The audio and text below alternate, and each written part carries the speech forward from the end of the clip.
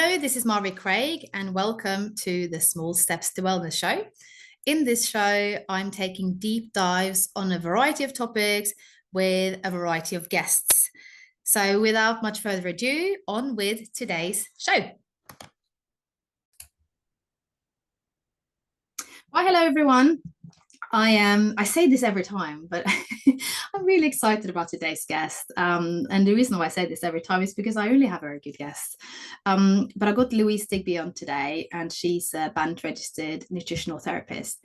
Now she's a weight loss expert as well, and I know this topic is a little bit tricky for a lot of people. It used to be tricky for me as well, but I think it's a really interesting topic to talk about.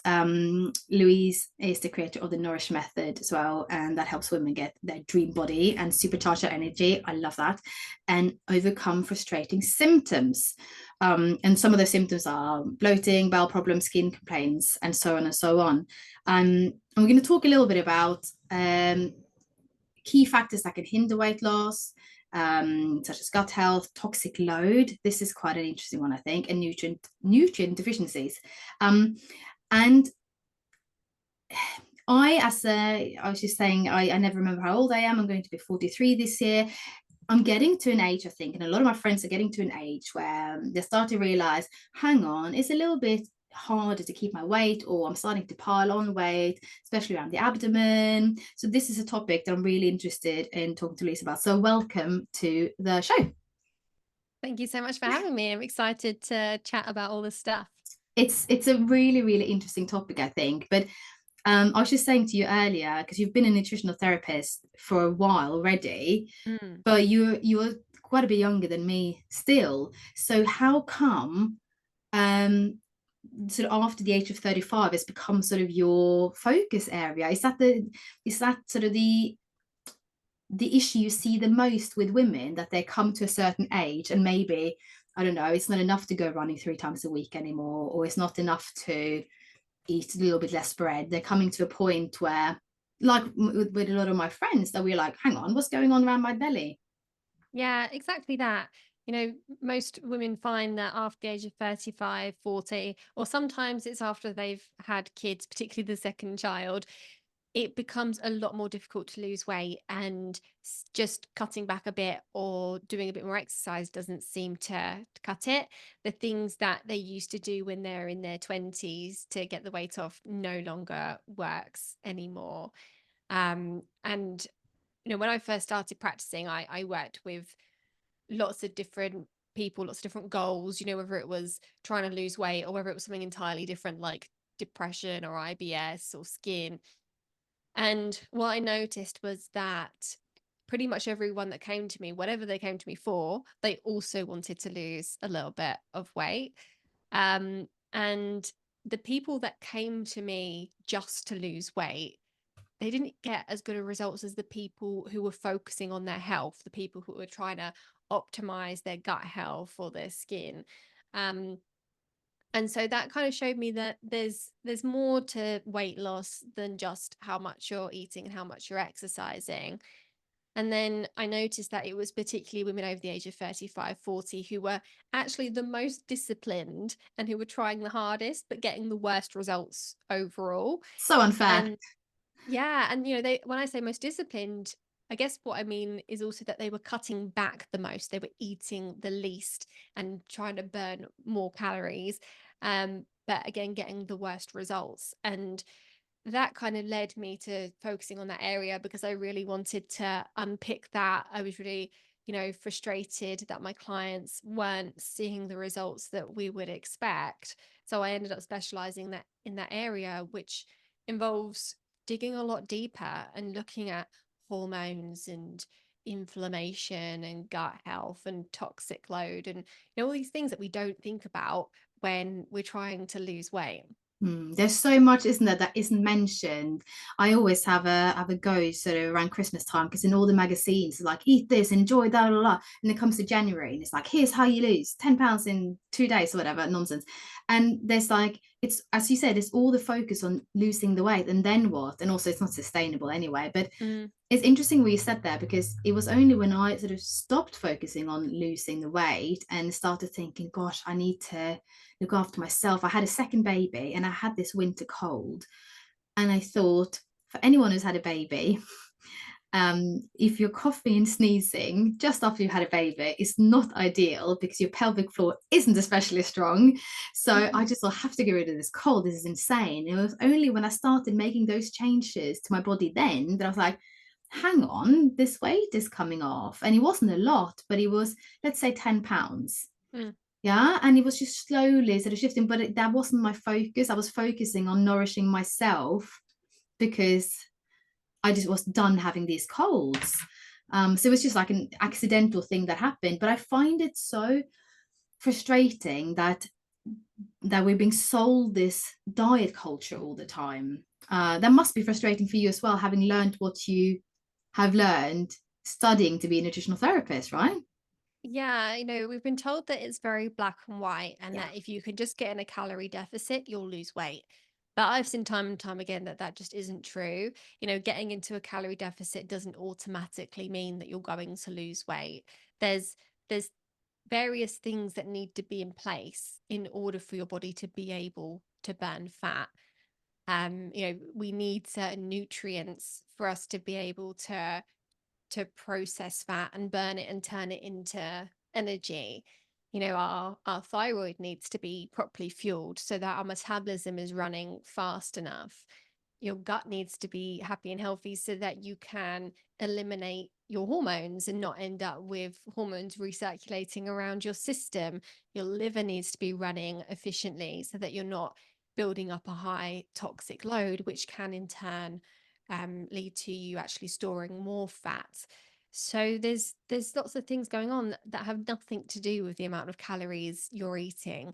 And so often when I work with women, we're actually getting them to eat more and scale back the exercise in terms of the intensity of it that they're doing, to take a much more like gentle approach to their health and their weight loss. And it gets far better results because their bodies are actually getting what they need to thrive and having the opportunity to recover from exercise and utilize those nutrients and fuels that you're putting in your body. I'm just vigorously nodding my head now. Because that was a wake-up call for me, the whole thing that your body doesn't need to be in a state of massive stress all the time, Mm. because if you do lots of exercise, that's putting oxidative stress into your body as well, isn't it? And so you need to have the chance to actually sort of get back down from that and fuel yourself the right way so your body can deal with these things. Shall we unpick a few of those things then? Because hormonal health is like, it's a buzzword, isn't it? And balance your hormones and all of these things. And I hear it being sort of thrown out left, right, and center. But I think so many of us don't really know what is meant. I think a lot of us think, when we think hormones, we think like estrogen and Mm. testosterone and all those. But I'm so glad you mentioned the thyroid. Do you want to Mm. start there and share a little bit about why that's an important, and maybe also we can go on to insulin perhaps in a bit as well. But thyroid health, I mean, is it 20% of all women in the UK have an underactive thyroid?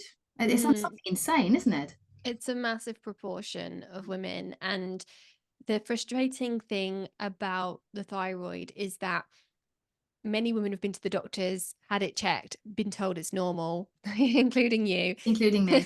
And it's something that there's a lot of problems with the testing. The testing is very basic. It doesn't dig into the various other hormones and underlying issues.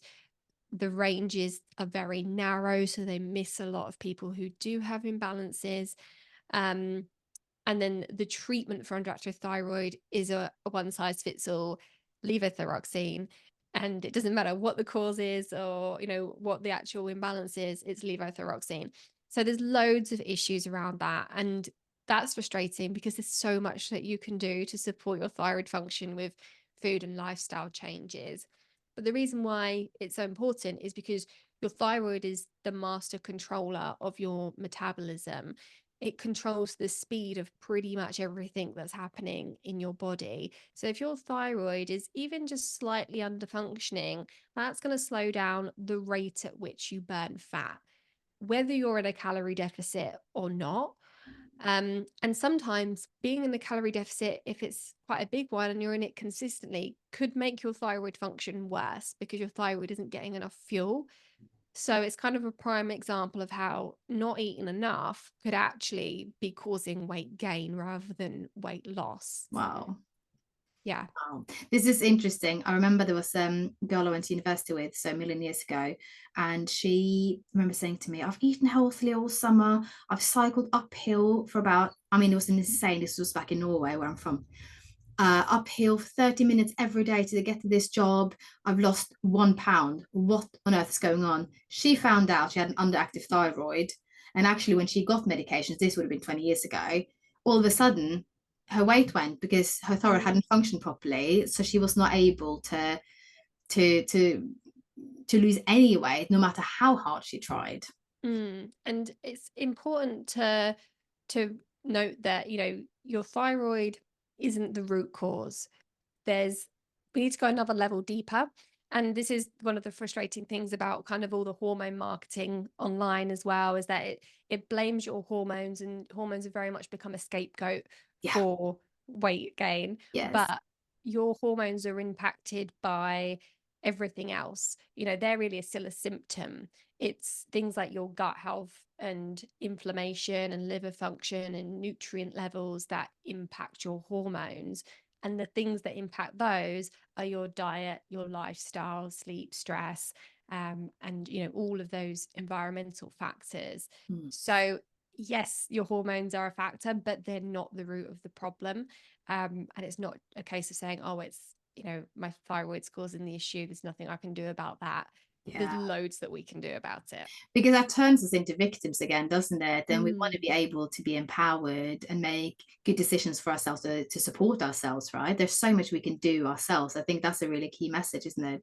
We don't have to just sit back and go, oh, my thyroid's messed up, there's not much I can do. But what are the key nutrients then, is what I guess what somebody would say. And or should we say, what's the key food that is good to eat for optimal thyroid functioning? And you said also the normal levels of your thyroid, they're very narrow, they're not testing everything. And I know somebody who's got technically normal levels, but she's not, but she is like so far off being optimal, and she's not going to get any help from the doctor until she's below what's normal. And so she's frustrated. So she said to me, Mari, what should I be eating, what should I be doing to support myself, because I can't wait for it to get even worse because I'm not functioning properly. Yeah. And I've seen that so many times as well, where they just leave you till it gets worse and then you get the medication. As to what to eat to support your thyroid, it does kind of depend on the actual underlying thing that's causing the thyroid issue. You could be eating the right things, but you could have a really high stress level that's contributing to a thyroid issue. So just bear in mind that food isn't the be all and end all, but it certainly is the foundation. So one of the first things to think about is making sure that you have enough food overall, making sure you're getting in protein, you're not taking your carbs too low, because your thyroid needs a certain amount of carbs to be able to function properly. Nutrient wise, things like selenium, iodine, and zinc, tyrosine are all things that are very important for thyroid function. So eating protein rich foods is a good way to get several of those nutrients. Brazil nuts are a great source of selenium. Only 3-4 a day are what you need to get your daily recommended intake of selenium. So that's really easy. Iodine wise, this is the bit that a lot of people struggle with, because I was going to say that. Yeah, that's a tough one. seafoods are really your main source. So, whether that's fish or shellfish or seaweeds like nori, for example. And my mind's gone blank of all Yeah, the mine different sources of too. But iodine. all I'm thinking is white fish. But I was reading that it is a common deficiency to have actually amongst women, and that's something when you're pregnant that you need to be careful as well, that you have good enough iodine levels. But it's yeah, but it is interesting that there's so many different aspects to it. I mean, we can write a whole list about the foods afterwards for those who are really interested in Mm, exactly what needs to be eaten. But you were just saying that making sure that you get enough protein, but actually also not too few carbs. mm. How is that? What's that comment met with when you say that to women? Because surely so many of them have been told they need to go low carb. Mm. And what often happens is when women do go low carb or keto, they feel great for like maybe a few weeks, maybe a month or so. They see weight loss. Um, but if their thyroid isn't completely happy, then the thyroid tends to get worse and the weight loss stops and they feel awful. Also, what I see a lot is women who come to me and they say, "Oh, I did keto a year ago, whatever. I lost a stone or however much weight, but it's gone back on. And now I'm doing keto again and nothing's happening." Mm. And that to me is a sure sign that your thyroid is not happy. You've potentially made your thyroid more underactive by going keto and it hasn't necessarily recovered just by increasing the carbs again.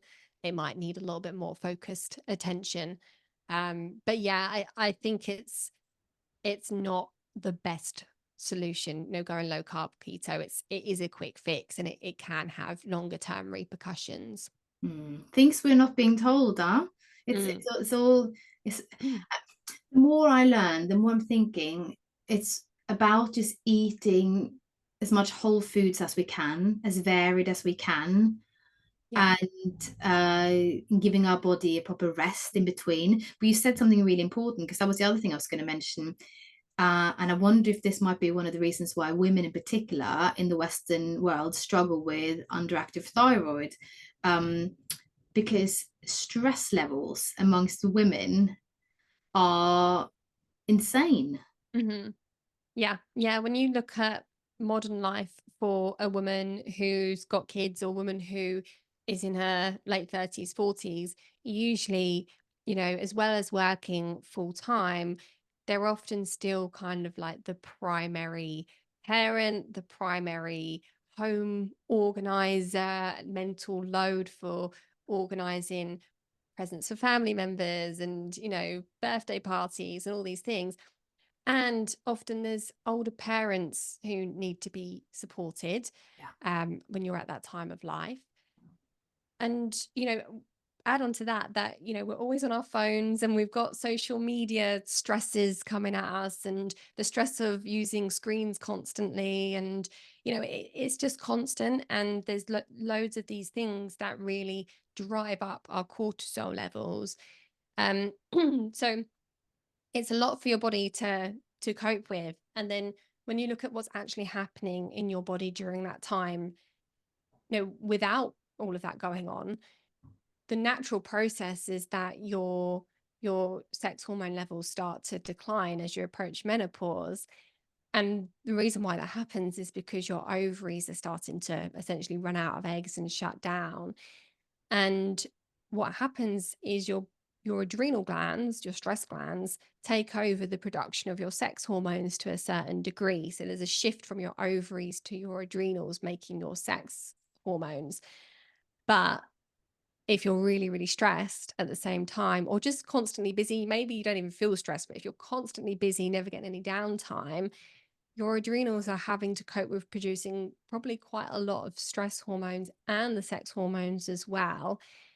And basically, stress during this transition period can exacerbate and accelerate the decline in your sex hormones, worsening all those menopausal symptoms, including stubborn weight. Oh my goodness. Yeah, I can totally see it. And even if we have time to sit down and relax, we're just like on our Yeah. phones then. Yeah. So there is Yeah. no proper, I mean, I'm awful Mm, for it. mm, And I think it is an addiction. But then, yeah, you said also because cortisol, another hormone that also mm. can mess up your metabolism, can't it? Because if your body is in a constant stress state, how is it supposed to rest and repair and digest and do all of these things? So Yeah. that sort of takes us nicely over to that hormone. And I I always thought I was going to have children, I was going to back into a full-time job, they're going to go to nursery, living in, especially in this country, I think, but I think Norway is sort of, yeah, slightly different, but still it's quite full on. My stress levels were up here. I mean, it was insane. I thought something's got to give. I can't do all of these things. So I ended up not going back after the second baby, because financially it made no sense, and I was just going to maybe be left with £200 at the end of the month and insanely high stress levels. Yeah. And now I'm realizing more and more that this society we live in is a little bit messed up. Like, I'm not sure we got our priorities straight, because we're walking around and with our shoulders up here, all of us. And I think if we just took like a cortisol level test of us all, I mean, I think we'd be shocked. Yeah, I think it would be very interesting and probably pretty horrifying. Yeah, But what I've just said hopefully doesn't make people feel like there's nothing that they can do, because there's plenty that we can do. yeah, Even if you can't get rid of that stress, it's about supporting your body through the stress and making sure that you are giving your body what it needs to thrive through that stressful time. absolutely. Um, and unfortunately, eating less and doing loads of exercise isn't going to help. It's going to make those things worse. It's going to drive up the stress hormones even more. So I think you've got to take quite a gentle, nourishing approach and think about, what would you do if it was your child or a friend who was going through a really stressful time? You probably wouldn't be pushing them to eat less and do more workouts. You'd probably be trying to get them to eat really nourishing whole foods, rest when they can, delegate what they can, engage in activities that are going to kind of calm down their nervous system, even if it's just a few minutes of deep belly breathing or just some quiet time or going out for a walk. The really simple things, simple, wholesome things that just help us to get grounded again. Yeah, absolutely. That's really important that you say that, because I can get wrapped up in, oh my gosh, the society is insane. But actually, there is things we can do. And I've said to people who've listened to this podcast and previous episodes that I've had since having the third baby, who's now hopefully still asleep next door, that I've had all kinds of health issues related to him, mostly sort of mastitis and all the fun to do with that. But I've said before, and he hasn't been sleeping, and I have two other children and a dog, and it's been slightly crazy. And I keep saying to people, like, if I didn't have my nutrition on point, and if I didn't go to bed on time, I still get woken up sometimes, and if I didn't also lower my shoulders a little bit when it comes to what a tidy surrounding looks like for me, or a tidy home looks like for me, I think I would have gone under. Mm. So it's about reframing a little bit, but also supporting yourself where you can. So maybe, yes, you can't give one child away, or you can't, you have to have all these things. You can't sort of give anything up. But maybe you can kind of go, okay, the dishes, they can actually wait. Or so what if that's not tidied up, or whatever. I'm going to leave that to one side. And as for the nutrition, because I've been able to support myself nutritionally, I feel like I've actually got more energy than I perhaps should have, if that makes sense. And so it's easier then to deal with all the stress, because my foundation is good, Yeah, exactly. It's about making yourself more resilient. Yes. And I think, the more you can do in preparation for a stressful time, great. But, if you're already in it, which you likely are, then, there's really simple things that you can do to build up that resilience. And, like I said, it could be incorporating a few minutes of deep breathing each day. Maybe it's meditation practices, going for a walk. But also, making sure that you're fueling your body properly, having enough food, and then certain nutrients like magnesium. Yeah, really simple, but such a powerful mineral because it's so calming. We burn through it so quickly when we're stressed, but also from drinking coffee and alcohol, and if we sweat a lot because of workouts or whatever, we lose magnesium much quicker. So magnesium one is one that actually we have a really high demand for, particularly when we're stressed. It's difficult to get enough of through food, but also it's a very calming mineral. So it's handy to have beginning of your day, end of your day, just to help, kind of calm down your nervous system a little bit. Yeah. I mean, it literally makes the muscles relax, doesn't it? Mm, So mm, yeah, my eldest daughter, she likes also using the magnesium creams if she's got like mm. growing pains or anything. And sometimes I think with any of these approaches, actually, that it's not necessarily so that I think she puts the cream on, for example, that we take, whatever supplement we take, or whatever we do, but it's the feeling that I'm doing something for myself, I'm taking back control, Yeah. and you just almost like telling your brain this is going to work, and the brain creates whatever chemical reactions it creates. And I think you feel better just knowing that you've done something for yourself. Yeah, yeah, definitely. It's empowering. And, I think it's action creates momentum. And when you've done something, even if it's just very simple, like applying a magnesium cream, that feeling of doing something for yourself will snowball, and it'll be easier to do more things and Yeah. build on these little habits, which when you do lots of little things consistently, it has a really big impact. Yeah, absolutely. But I would still imagine though that when you have clients coming to you and you suggest these things, they'll be like, how on earth am I supposed to find time for that? Yeah, and I think the answer is to do things in baby steps, Yeah. and do things that are meaningful to you as well, because when you start reading about things and you start researching, there is a million things that you could be doing, Yeah. for whatever goal, to improve your health or to lose weight. Um, but when you're working with someone, it does help to cut out all the fluff and the background noise, and you can just do what's going to work for you, the things that are going to be most impactful.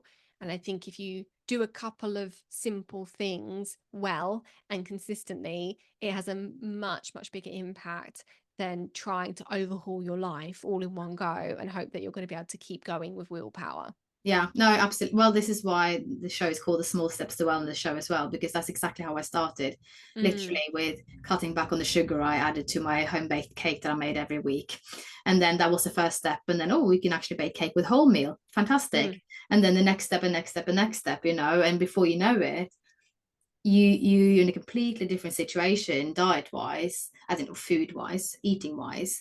And then you go, okay, this is now automatic for me that I do this on a daily basis. I built that up as a habit.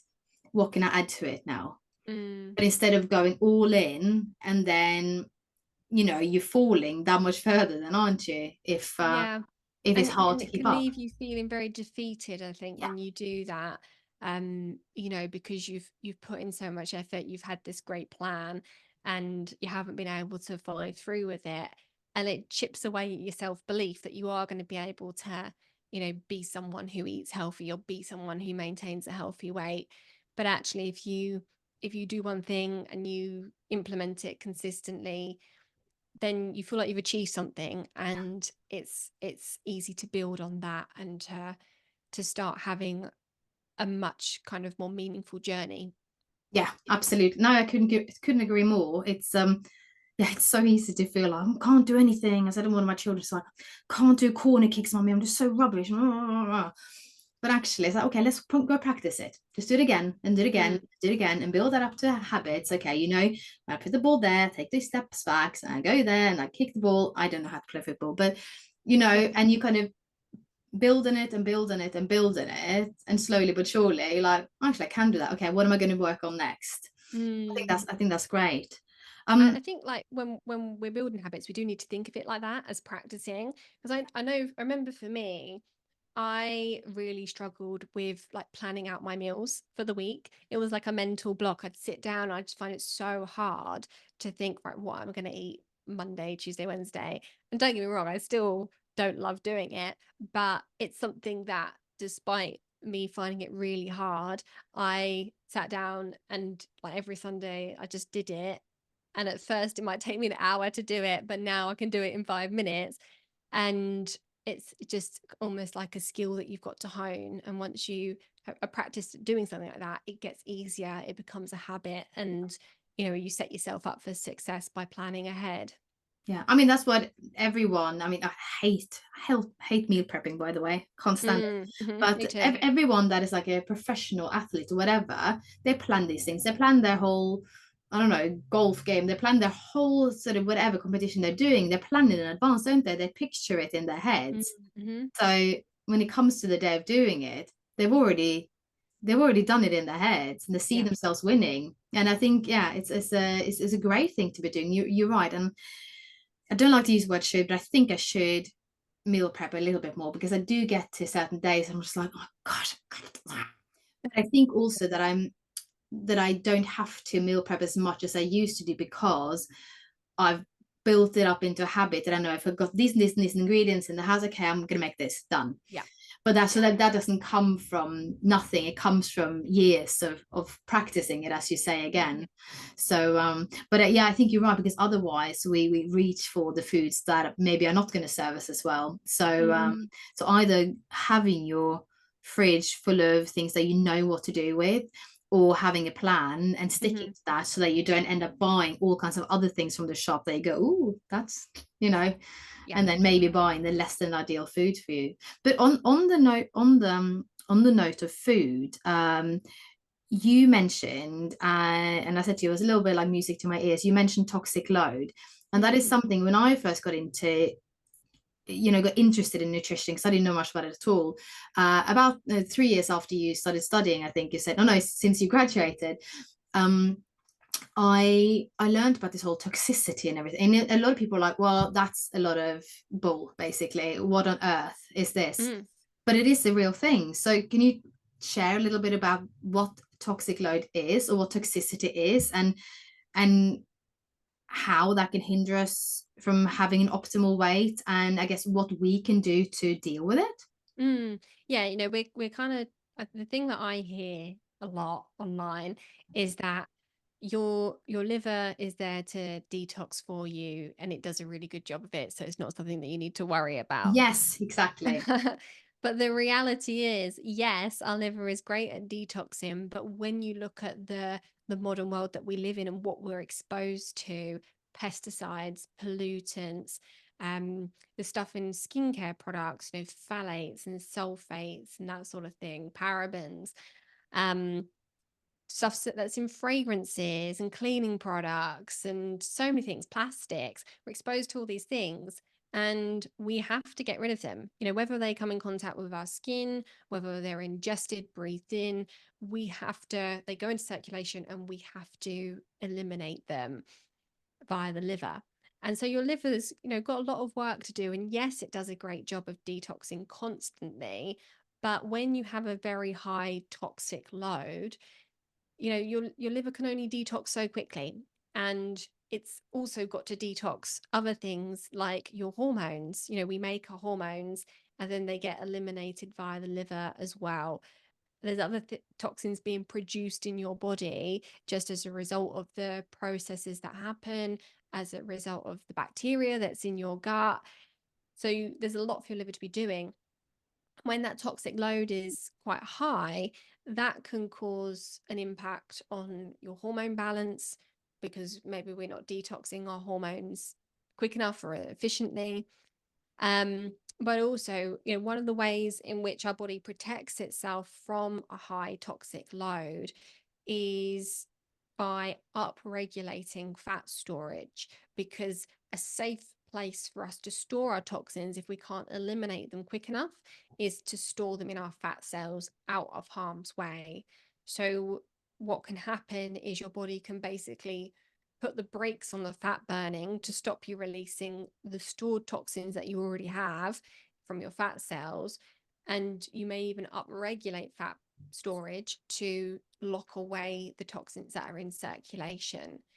And again, nothing to do with calorie control or how much you're eating or how much you're exercising. So yeah, it's a way that we can end up having very stubborn weight that never gets talked about. But what happens also then if you have all this toxic load and you go in a strict calorie counting, high exercise diet? Are you able to shift some of the weight? But if so, what happens to all the toxins? So typically what tends to happen is that you'll start losing weight at first, but then you'll plateau because your body wants to shut down that weight loss to stop the toxic load going even higher. And you know, this can be why when you lose weight very quickly, you can feel really rough.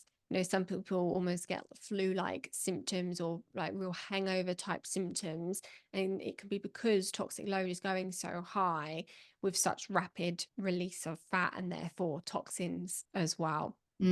So yeah, actually we are working against ourselves without realizing it. We are actually harming our bodies Yeah. because because the fat is there to protect us. Yeah. And then I haven't even mentioned about how a lot of these toxins that we're exposed to, they are known as xenoestrogens because they are very similar in their chemical structure to our own estrogens. And that means that they can be disruptive to your hormones by binding to the receptors that our hormones are supposed to bind to. So they can kind of get in the way of our hormones doing their job, but also where your liver has to detox these xenoestrogens through the same pathways as our own estrogens. Again, they can kind of get in the way, clog up the pathway, and either the toxins can be recirculated around your system or your own estrogens can be recirculated, and you can end up with things like estrogen dominance where we kind of got too much estrogen in our system. Yeah. So how do we deal with that then? How do we deal with the toxicity? How do we get rid of it?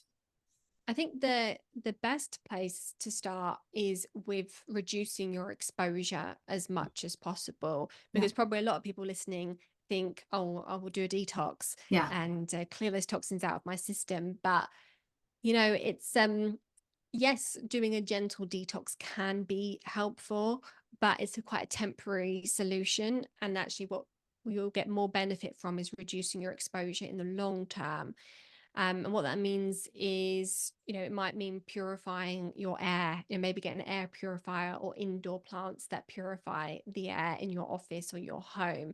It might mean throwing away some of the air fresheners and the candles that put the fragrances into the air. It might mean gradually changing up your skincare products and swapping to cleaner brands.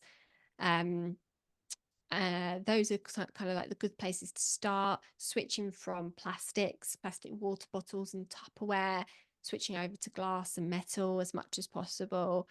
Yeah, those are probably the key things that come to mind to start reducing your exposure. And that can feel like a lot, it can feel like a lot to do. But again, these things are cumulative. And if we can, start by perhaps replacing your skincare products and makeup as it runs out, when you come to buy the next one, look for something that's cleaner, then it's going to be a gradual transition, but it will be easier and kind of easier on the purse as well. Yes, this is it, because I think it can feel quite expensive doing all these things as well. And this is an issue that I think is easy to sit here and talk about these things when you can afford to make all these changes, but quite a few things are expensive when they are of better quality, and not everyone can then just go and swap everything out. Do you know of any skincare products that are good, that are on the cheaper end? I mean, I wouldn't know where to begin.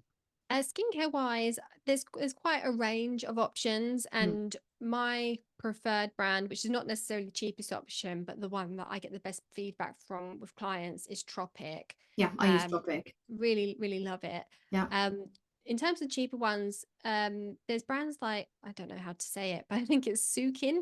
Okay. Um, I don't know either. Sukin. Yeah. It's quite a basic brand in terms of minimal ingredients in there, but it's a really nice brand and quite a good starter one for when you're switching over to cleaner products. So that's a nice one. And then in terms of like cleaning products, I haven't found that to be more expensive.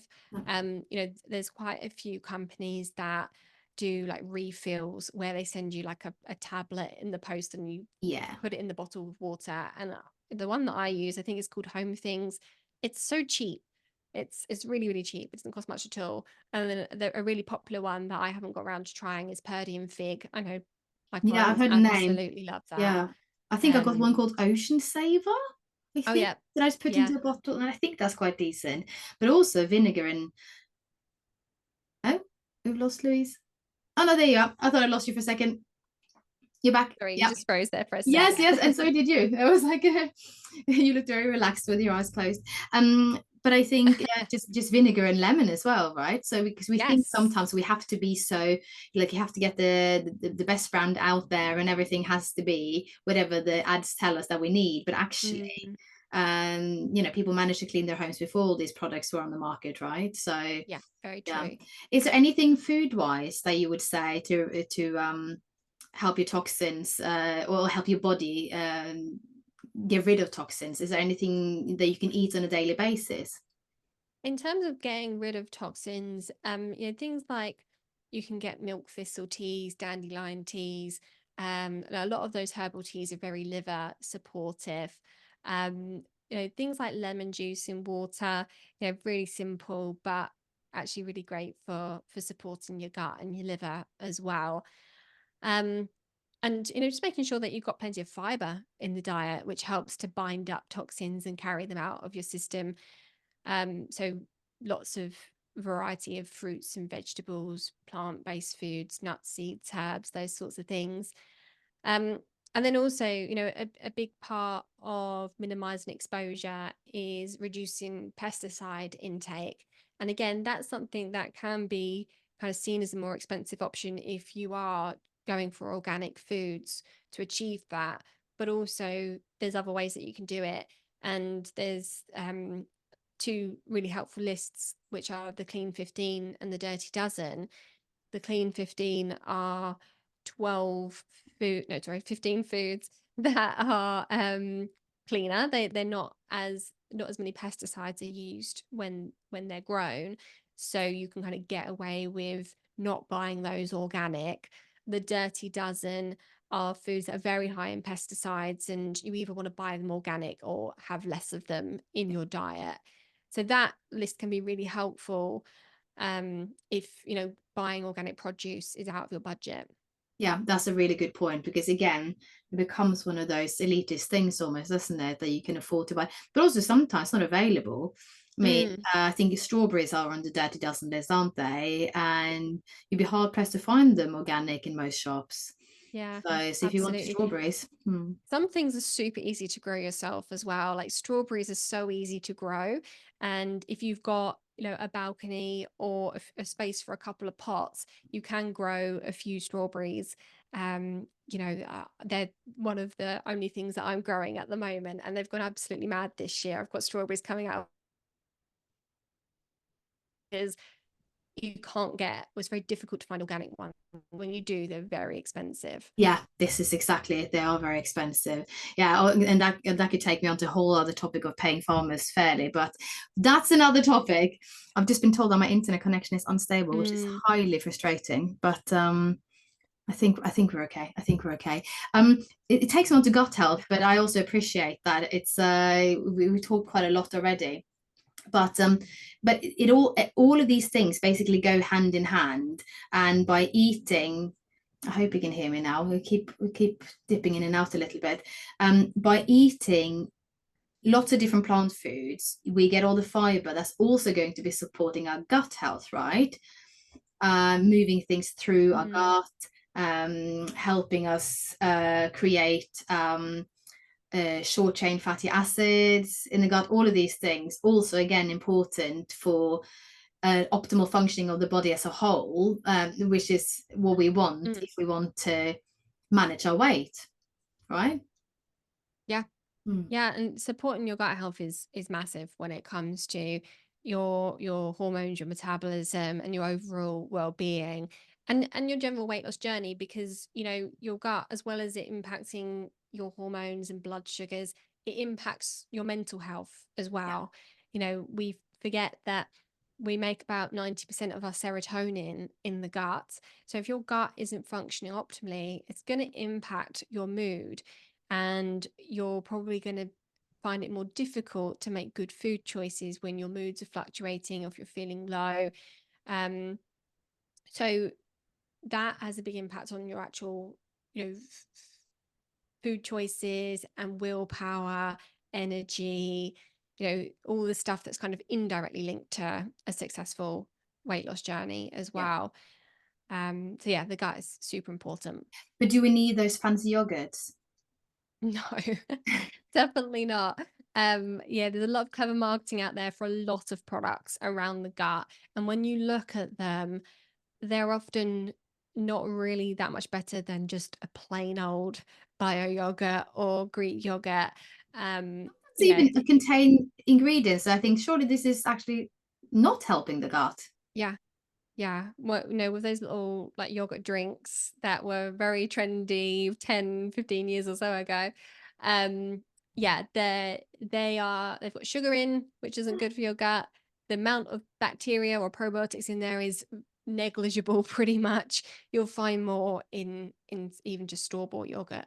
Yeah. So yeah, I would be very cautious around the products that are labeled up as kind of gut health, gut friendly, because it's likely just clever marketing, and there's often much more simple ways that you can support your gut and cheaper ways. Yeah, exactly. Full fat, organic Greek yogurt. Mm, Happy yeah. days. Yeah. We struggle a little bit with cow's milk in our house, according to a food intolerance test we did, because for various reasons. But we found that there's a really good goat's milk yogurt, full fat goat's milk yogurt. Everyone likes it, from the 1 year old to the, how old am I? Nearly 43.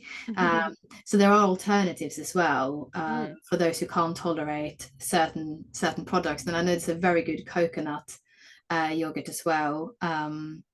Now I think it's just cocos. It's not the cheapest, but there are mm, alternatives as well. Because I think so often people go, oh, but I can't have dairy, or I can't have whatever, and I'm supposed to eat yogurt because that's what everyone tells me is really good for me.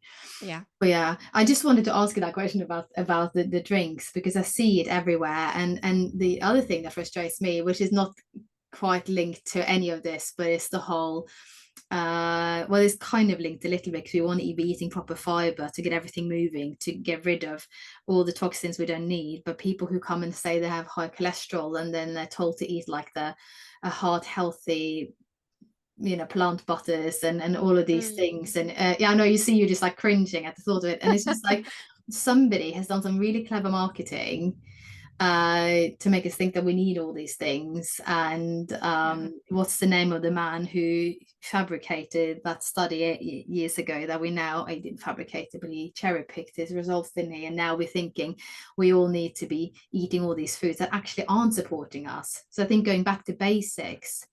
Yeah, just like we keep saying, whole food, we've been told that eggs aren't good when you've got high cholesterol, but it's kind of the biggest miscarriage of justice ever. The eggs are one of the most complete foods nutritionally, so nutritious. And we make our own cholesterol, and we tend to make it in response to inflammation. So we're not taking cholesterol from eggs, and it's increasing our own cholesterol. So you can eat as many eggs as you want. um and again, you eating those spreads and drinks that are meant to lower your cholesterol, you'd be much better off spending your money on berries and fresh vegetables and things like sauerkraut and eggs and good quality, animal products. All of those things are going to just serve you so much better. Yeah, yeah, it's just so good to hear someone else say it. I'm going to let you go in a bit, Liz, but I want to know, because I love your approach to weight loss. I think it is the healthiest way, the most sustainable way. But surely you must get clients coming in to you and just going, well, hang on, but I need this today. I need to lose my weight today, or I'm going on holiday in 3 weeks. Like, Mm. what is your approach with that? Because I'm sure that you must be met with some resistance as well to things moving, because this is a slower but more sustainable way of losing and keeping the fat off. And maybe you should say fat loss instead of weight loss. Mm. This is the more sustainable way of doing it, and you don't have to go, yo-yo dieting, but you must be met with some resistance, right? Yeah, absolutely. I think generally the women that come to work with me, they've tried everything, and I'm kind of the last resort. I've seen some of the testimonials, so yeah, they're pretty amazing. Yeah. Yeah. Um and so they kind of get it already, but we obviously sometimes have people who want results much quicker, and so there's a lot of reassurance involved, and we find ourselves saying over and over, your weight problems didn't develop overnight, and they're not going to be resolved overnight. You know, for so many women, it's a problem that's developed from many different issues. You know, it could be linked to stress, to menopause, it could be linked to a history of dieting, could be certain medications that they're taking, or various other lifestyle factors, toxic load, everything that we've mentioned today. You know, we do like a full symptom and lifestyle assessment as well as running tests, and we so often find that there are multiple things going on causing imbalances, and some things are really quick to resolve, like blood sugars. You know, you can get those balanced very quickly, but hormones can take a lot longer. You know, it could take 3 months to start seeing some resemblance of normal hormonal function. When you've got imbalances going on, it could take longer. Same with gut imbalances. You know, if you've got an overgrowth of yeast or something like that, that could take 3 months, 6 months, maybe even a year to address that properly. Doesn't mean that it's going to take that long to see weight loss results, but it's going to be slower whilst you've got those underlying imbalances going on. So we just have to keep reassuring people and reminding people that we're working on the root of it. And once we address those issues, you're going to find it much easier to not only lose weight, but to get out of bed and feel energized in the morning and control cravings and all that sort of thing.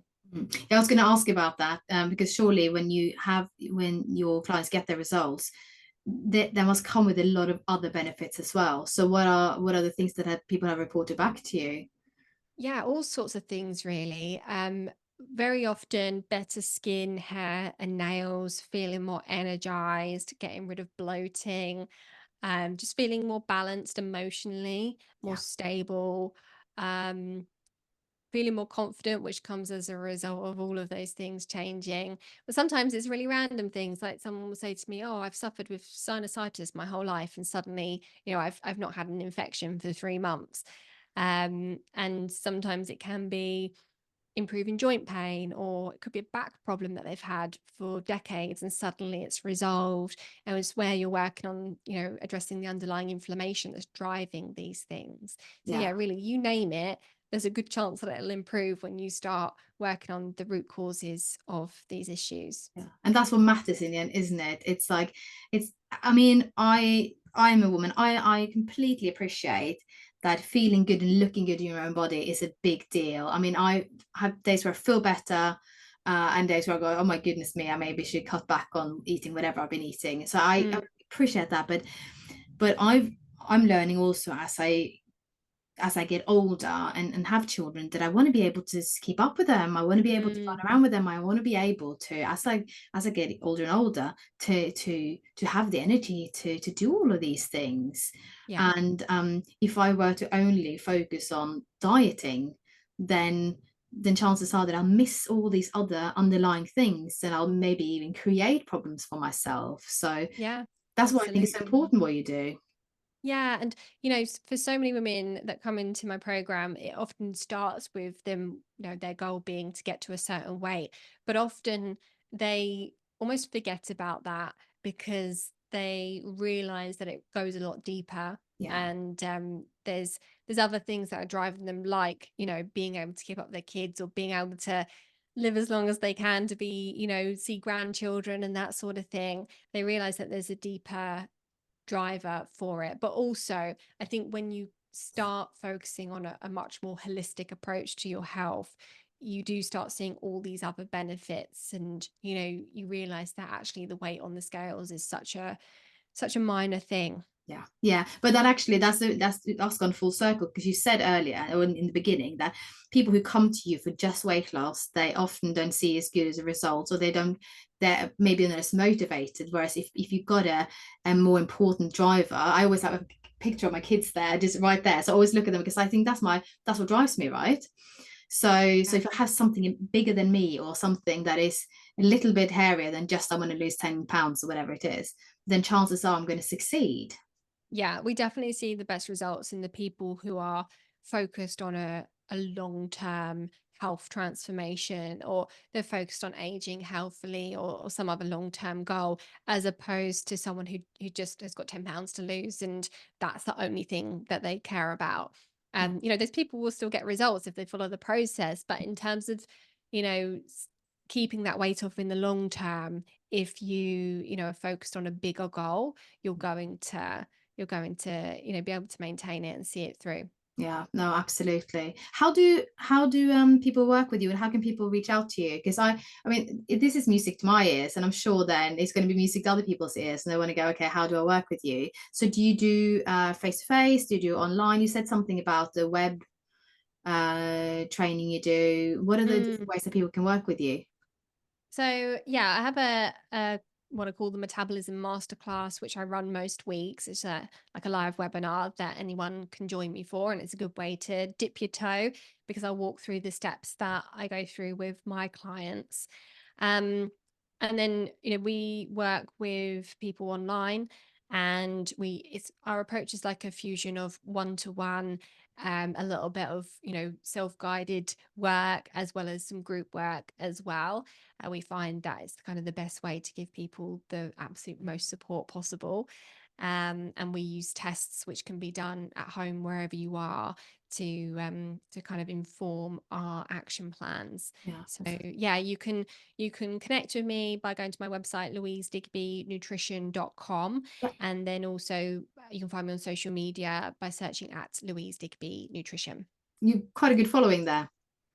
Yeah, reasonably good following. Yeah, it's just pretty decent. I was just looking at it. I'll put all of that in the show notes as well, because I think it's really inspiring to talk to someone who really dives deep and who doesn't just want to go, okay, this is your problem, hence you need this medication or whatever. I mean, sometimes, obviously, none of us are against any of this. Like if you Mm, need medicine, it saved my life last year, so I'm all for it.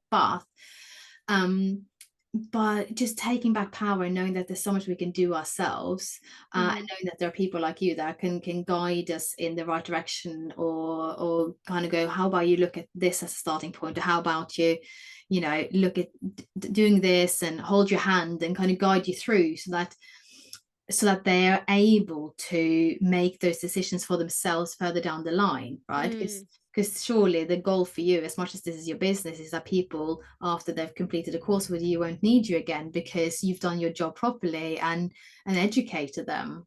Yeah, exactly. It's a Mm. terrible business model, but yeah, I don't want people to come back.